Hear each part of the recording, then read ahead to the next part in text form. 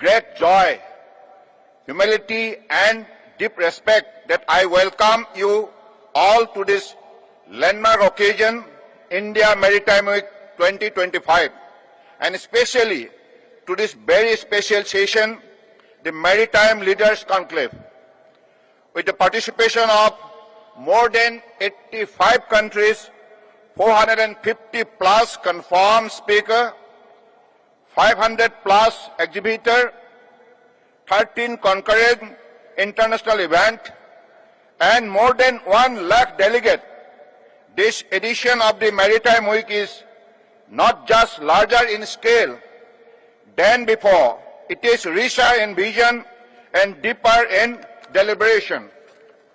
It is also more inclusive in participation, reflecting the rising global stature of India's maritime ecosystem. We are truly honored by the gracious presence of Honorable Prime Minister Shri Narendra Modi ji, whose visionary leadership has transformed India's maritime landscape. Maritime India Vision 2030, Maritime Amritkal Vision 2047 are shining example of sharp vision and smart strategy. These are the reflection of the Honorable Prime Minister's conviction that the sea is not a boundary, but a bridge to prosperity. For decades, this remained a dream.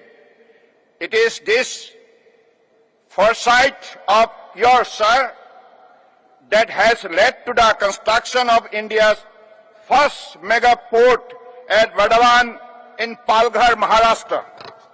India today contributes to more than 10% of global seafarers. 1 in every 5 global seafarers is going to be an Indian by 2030. We are also expanding our footprint in cruise tourism, aiming to become the Asia-Pacific leader with a 10-fold increase in passengers traffic. Equally transformative has been the decisive push to India's shipbuilding sector.